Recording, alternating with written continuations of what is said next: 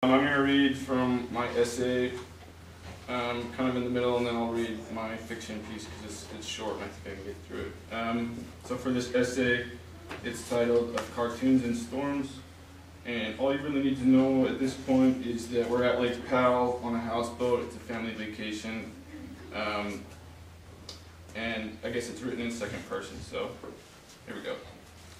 The engines start, the horn sounds, your dad backs the boat out of the slip into the harbor, then into the main channel. He sits in the captain's chair, top deck, navigation instruments blinking and squawking around him.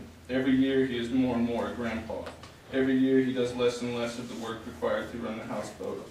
He leaves more and more of that to his boys, all 6, but he always pilots the boat himself. He always sits in the captain's chair, soda in one hand, steering wheel in the other. When asked where he is headed, he says, to find sand, must find sand, need a beach, need to play with my grandkids. They want Papa to build a sandcastle for them.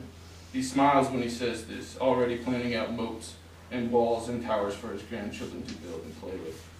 The houseboat plows through the water, cuts through the waves, and while it moves, your mom makes all the grandchildren wear life jackets. The kids don't mind, they're watching cartoons.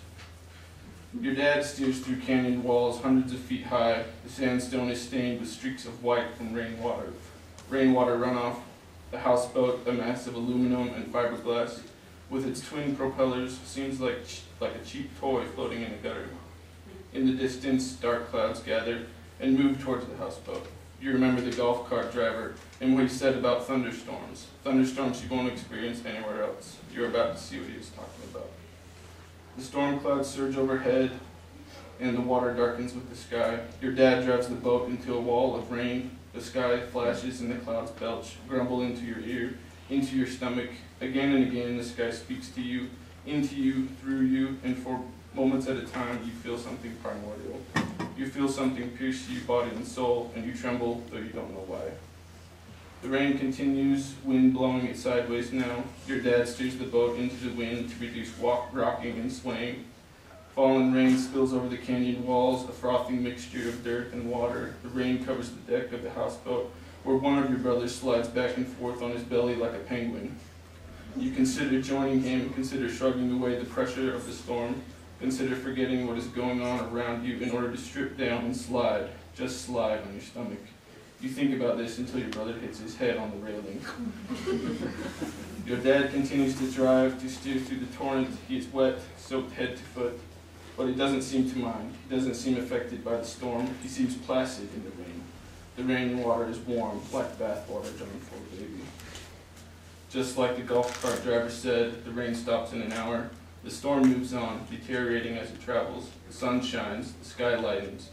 The water captures the blue in the sky. Inside, the kids are still strapped into life jackets, staring at the television.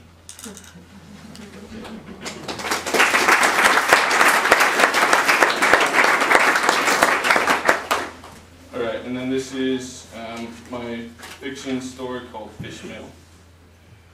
What I want to know, Richard says, stopping the Pets For You employee with an outstretched arm.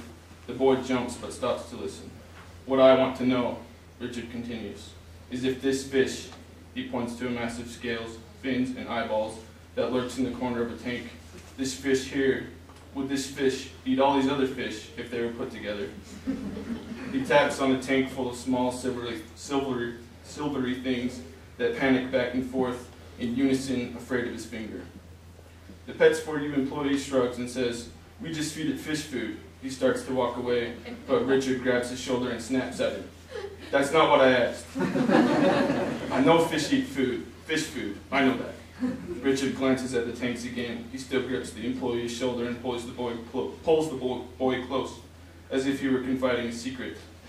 "I want to know if this fish will eat all these other little fuckers."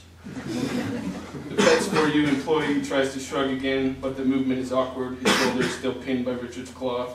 "I have no idea," he says, "but that fish does look pretty badass." "Badass, yeah, you're telling me." They both squint and lean closer to the fish tank housing the ugly fish Richard is interested in. The fish floats half in shadow, cold, gray, skin like blackened flesh, mouth open, jaws slack, eyes bulbous and staring. Its only movements come from the gills, which flash slits of red as they open and close, and from the translucent fins, which rotate in small, lacy circles. Richard thinks he sees rows of needle-like teeth lining the open mouth, but he can't be sure. He imagines this fish, a small brute, tearing, shredding, swallowing bits of silver. He imagines it eating and eating until all the silver is gone, consumed, digesting in a distended and grotesque belly. He imagines the aftermath of the feast, the threads of blood separating in the water, dispersing among leftover fish particles, a shower of tiny scales. Richard buys the ugly fish, a dozen of the silver minnows, and a 10-gallon tank to put them in. He places the tank at the center of his kitchen table next to a pile of mail. Collection notices, bills, statements, things that are past due and ignored, including an uncashed severance check dated weeks before. Richard fills the tank, then adds the fish, and finally, a decorative skeleton that he feels will set the mood. And now, he waits.